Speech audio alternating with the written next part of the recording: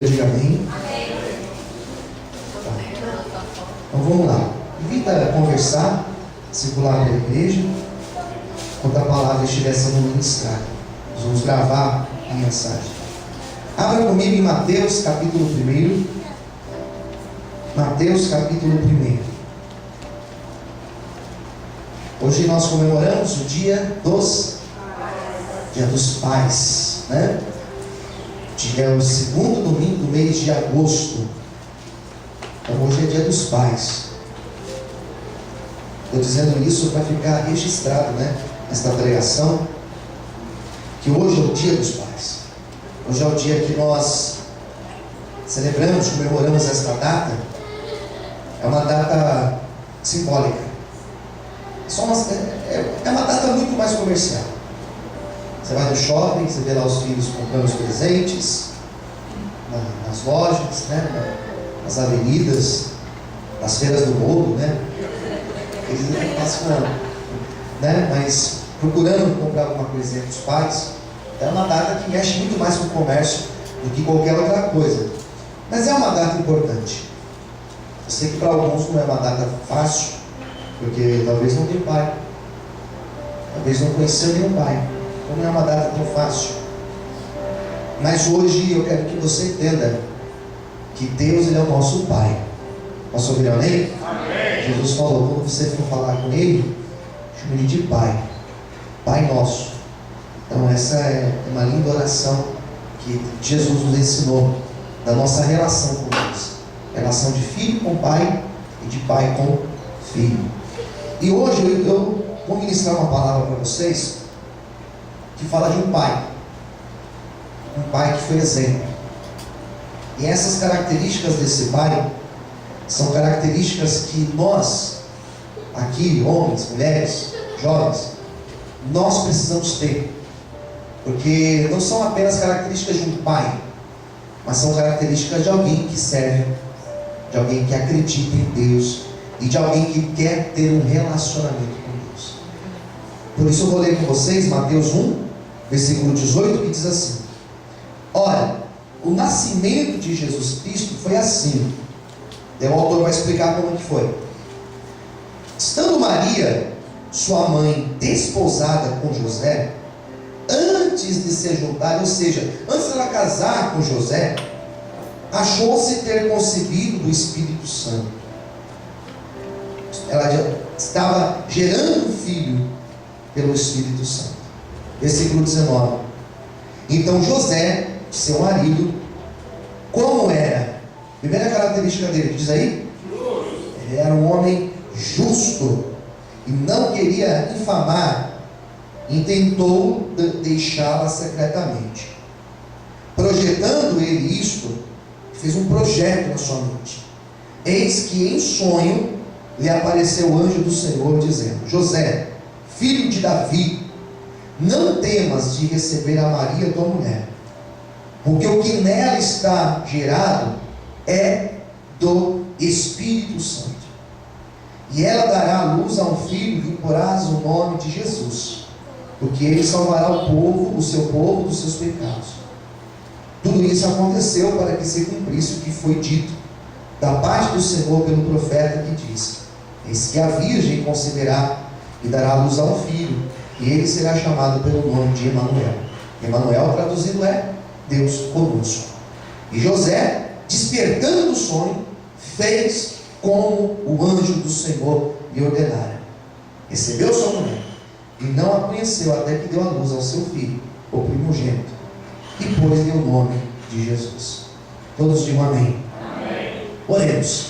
Fala conosco, Senhor, nesta manhã, pela palavra lida, pelo teu Espírito. Venha revelar o teu querer, a tua vontade às nossas vidas. Que o teu Espírito Santo tenha total liberdade de falar conosco. Meu Deus, como José foi o exemplo de pai, de conduta e de servo teu, nós possamos aprender com a palavra de hoje, Senhor. É o que eu te peço e te agradeço. Em nome de Jesus. Amém. Vamos aplaudir com alegria ao Senhor nesta manhã. Glória a Deus.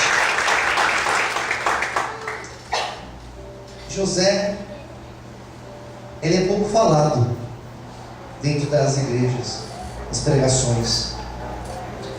Até no ambiente católico, que eu circulo bastante pela faculdade que faço, dentro de universidade católica, e outras duas que eu fiz também foi dentro de universidade católica. Então eu sempre tive muito fluxo nesse meio aí. Então eu conheço um pouco daquilo que eles pregam. E também na doutrina católica, José não é tão falado. Maria é muito falada lá. Maria ela tem um espaço muito especial para eles. Na nossa também tradição, muito pouco. Pouco se prega de Maria. Se a gente prega pouco Maria, alguns evangélicos têm medo de pregar Maria, alguns pastores, e não fazer uma aproximação do catolicismo romano. Então eles ficam meio receosos de falar. Eu não tenho problema algum de falar sobre Maria, porque eu sei qual foi o papel dela. Nós não adoramos Maria, mas nós sabemos qual foi o papel importante dela. Mas José também teve um papel importante. As pessoas pouco falam sobre isso, mas José teve o seu papel importantíssimo na história de Cristo.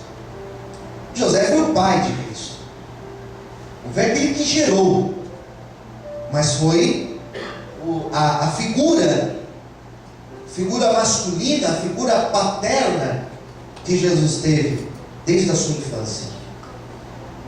Às vezes, quem faz esse papel na formação de uma criança não é o pai, de fato. Às vezes é o tio, às vezes é o avô, às vezes a figura paterna que a criança tem não é nem o seu pai biológico, mas um pai que o adotou, que o assumiu, ou que faz a postura, o papel de pai. Então você vai ver hoje no Face, umas pessoas postando a foto da mãe e dizendo feliz dia dos pais para a mãe, né? Você vai ver alguns colocando a foto de um vô, de um tio, de alguém, até do pastor. O pastor é o meu pai. Eu recebi várias mensagens hoje. Quero ver os presentes. Estou brincando. Mas essa figura paterna que Jesus teve foi de José. José foi importante. Não foi aquele que não foi o pai biológico de Cristo, porque Cristo foi concebido pelo Espírito Santo, mas José foi aquele que segurou a responsabilidade junto com Maria. Esse relato que eu li para vocês, existem dois relatos do anúncio de Cristo. Existe lá em Lucas. Em Lucas está bem diferente. Lucas vai falar que foi o anjo que visitou Maria, o anjo Gabriel, e falou para ela que ela teria um filho, né? E aquele cântico maravilhoso, Magnificat, que Maria declara. Então o relato de Lucas, ele é muito mais feminista, digamos assim. Ele vai exaltar muito a imagem da mulher. Mateus vai fazer um outro caminho. Mateus, quando vai falar do nascimento de Cristo, Mateus fala de Maria, mas ele exalta o José. Por isso que hoje eu estou lendo José, o texto de Mateus. O texto vai falar que Maria estava agora vendo a sua barriga crescer, estava agora gerando já o filho, o Cristo, Jesus Cristo. Ela era virgem, ela não era casada com José, ela era noiva de José, ela estava grávida. Isso daqui é um problema para uma tradição como a tradição dos judeus. Isso aqui é um problema. Antigamente, quando os jovens engravidavam aí, as meninas ficavam grávidas, o que os pais faziam? Vai casar, cara. Não, mas foi só, não importa, vai casar. Não, mas foi só um namorinho, não importa, vai ter que casar. Antigamente era assim. E tem vários casamentos desses até hoje aí que duraram, graças a Deus, por isso. Hoje em dia não, Hoje em dia está bem mais diferente. Nesta época, quando Maria aparece grávida, José olha para a barriga da Maria e vê aquela barriga crescendo, vê os pés de Maria ficando inchados, parece um pão, aqueles pão sovado. começa a ver Maria tendo enjoos, começa a ver Maria tendo desejos. Quem está me ouvindo, diga amém. Vontade de comer jaca, vontade de comer não sei o que lá, vontade de comer não sei o que. Agora ele começa a ver isso e fala: peraí, ela está grávida. E de fato ela estava grávida. Daí entra a história de José. Porque José, ele era um homem correto. Quem entendeu, diga amém. Ele era um homem justo. E a primeira característica que o texto bíblico vai falar sobre José é isso: José era justo. Se aquele filho fosse de José, ele sem dúvida assumiria o casamento. Se aquele filho fosse de José, ele sem dúvida faria o certo, porque a pessoa que é justa, ela procura viver da forma mais correta possível. Ela procura ser honesta. A pessoa que procura viver em justiça é uma pessoa que ela vai fazer tudo para andar da forma mais correta possível. Essa semana aconteceu algo comigo. Eu estou falando isso aqui só para ilustrar a minha fala. E essa semana foi na quinta-feira. Aconteceu algo comigo. Eu parei para tomar café no lugar que eu tomo praticamente todos os dias. E na hora que eu fui pagar, estou acostumado a comer a mesma coisa, tomar a mesma coisa e gastar o mesmo tanto, né? É a mesma coisa.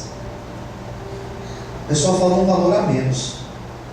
Eu peguei ali o valor, entreguei e saí da padaria. Entrei no carro. Falei: não, eu não pago isso todo dia. Sabe qual que era a diferença? 1,20. 1,20. Eu falei: não está errado.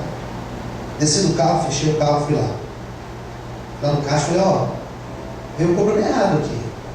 Na hora que foi cobrar a mais, falei: não, cobrar a menos. Está aqui, ó, 1,20. Aí ficou olhando assim, eu peguei minhas costas, agradeci e saí. Porque isso incomoda. Pastor, mas é só 1,20. Eu sei que é só 1,20. Mas a gente tem que ser justo. Quem queria, diga amém. O que é meu, o que é seu, é seu. Eu tenho que respeitar isso. E ser justo nada mais é do que você ser honesto, você ser moderado, você procurar viver em justiça, você viver dessa forma, colocando a outra pessoa no mesmo degrau que o seu. E quando eu coloco a pessoa, quando eu pego o meu irmão e coloco ele no mesmo degrau que eu não sou melhor do que ele. Então o que eu não quero para mim, eu não posso desejar para ele.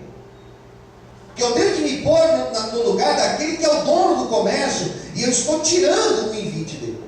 É pouco, né? Mas não é meu. Isso é ser justo. José era justo.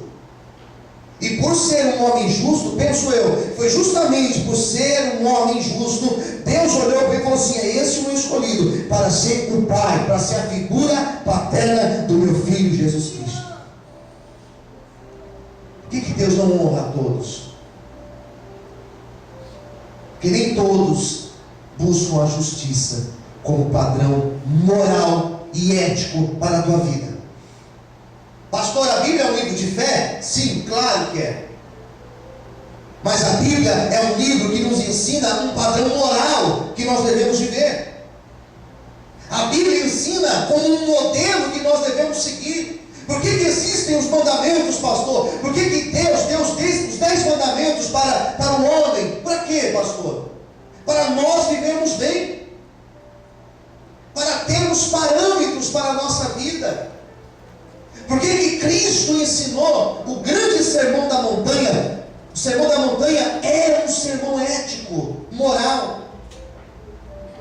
Gandhi uma vez disse que ainda que todos os livros da terra fossem tirados e desaparecessem, ainda que todas as normas e regras da terra desaparecessem, se restasse apenas o sermão da montanha, nós viveríamos bem, porque é moral.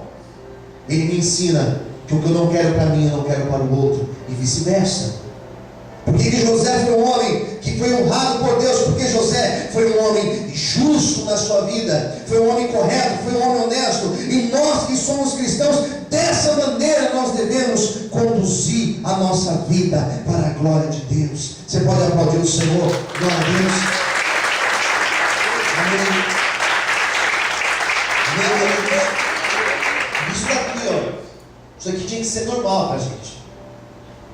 Isso aqui tinha que ser algo normal, não deveria ser algo louvável, tinha que ser o normal da nossa vida. Padrão ético, moral. Mas hoje em dia, irmãos, hoje em dia falar que é cristão é complicado. Você vê, por exemplo, nós estamos nos aproximando da época do período das eleições municipais. Vamos escolher prefeito, né? O prefeito, o vice, nós vamos escolher os vereadores. Antigamente, o candidato que era cristão, ele era bem visto, até nas igrejas. Ó, esse irmão aqui, ele é candidato, vamos votar nele. Ele é evangélico. Daí você vê hoje em dia, aqueles que estão envolvidos nos escândalos políticos do país, vários deles são da bancada evangélica. Dão mau testemunho, não são justos. Por isso que eu particularmente sou muito mais favorável, não é simplesmente que um evangélico venha governar. Eu prefiro que alguém justo governe, porque se o justo governar, nós teremos uma vida abençoada. Posso ouvir amém? Amém. Essa é a minha opinião, a respeito dos demais. José primeiro era um homem justo.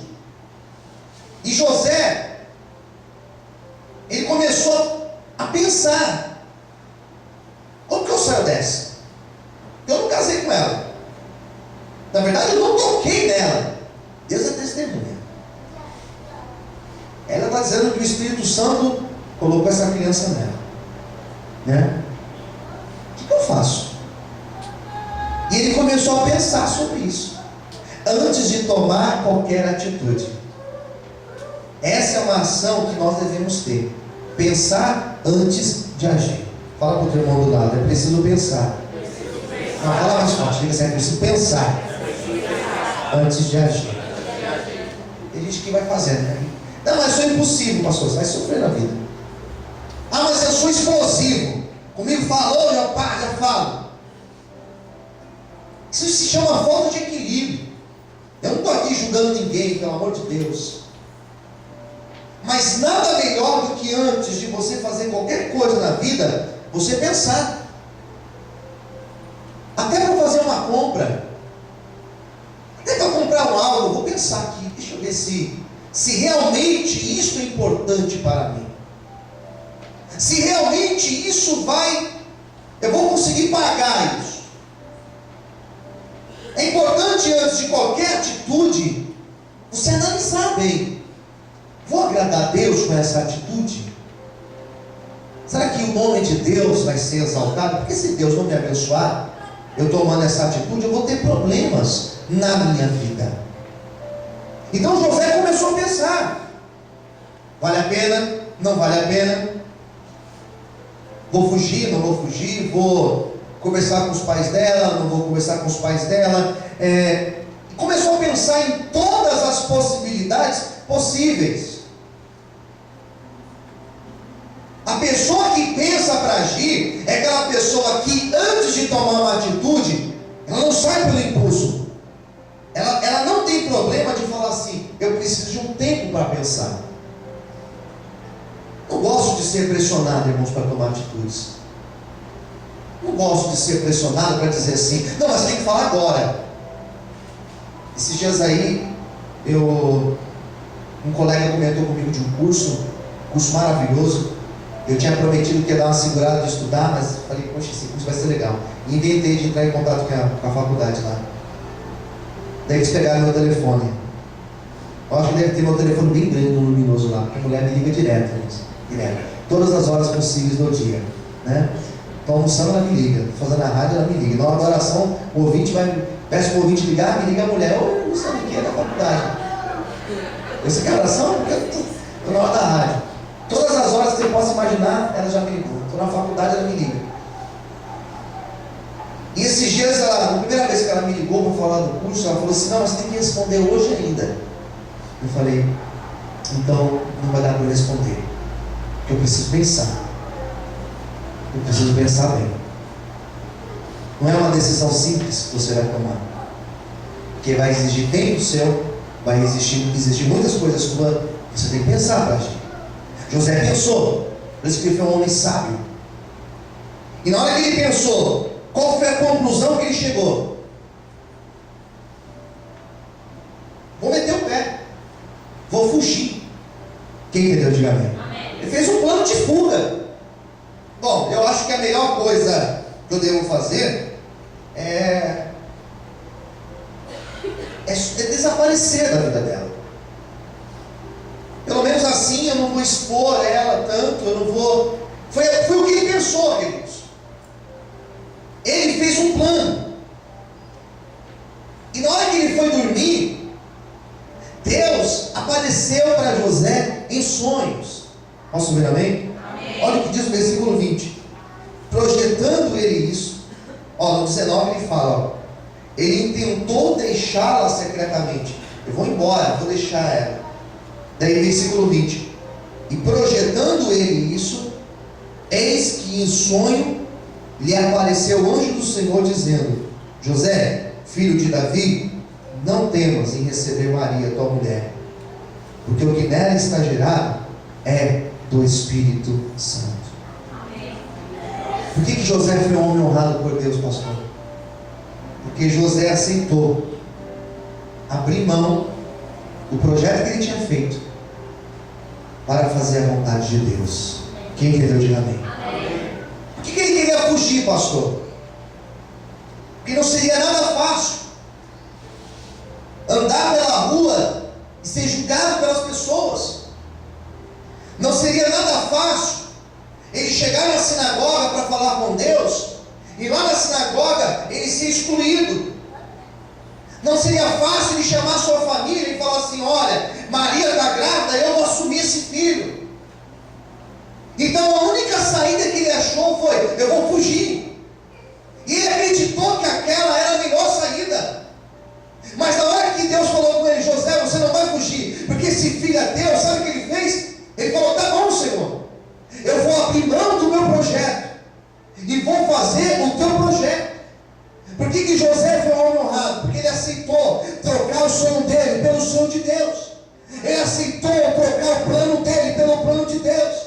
Se nesta manhã você quer ser honrado pelo Senhor, esteja aberto para em muitos momentos da tua vida você falar: Deus, essa não é a minha vontade, mas se é a tua vontade, eu aceito a tua vontade. Senhor, esse não era o meu projeto, mas o Senhor está mandando eu vou ficar, Senhor, e seja feita a tua vontade. Senhor, essa não era a vontade que eu tinha, mas se o Senhor está dizendo que essa é a tua, eu prefiro a tua vontade na minha vida. Quantos podem aplaudir e exaltar o Senhor essa manhã? Me faz as palmas, aleluia. Amém? Teoricamente, olha para cá, isso daqui é fácil. Teoricamente, tá? Eu quero que é a vontade de Deus, mas isso aqui na prática é muito difícil. Eu não sei você, mas eu particularmente, quando eu coloco algo no meu coração, eu fico com aquilo no meu coração até conseguir. Quem entendeu, diga amém. E quando você está sendo guiado por Deus e Deus fala para você: não é isso, eu tenho algo melhor para você, nem sempre nós entendemos. E o problema aqui em questão, José teve um sonho, José teve uma revelação de Deus. Quando Deus chega para você e usa alguém para falar com você, é uma coisa. Agora o problema é quando Deus não usa ninguém para falar com você, Ele simplesmente não permite que aquela porta se abra para você. E você fala: por que não se abriu? Deus simplesmente não permite que aquilo aconteça. E você fala: por que não aconteceu?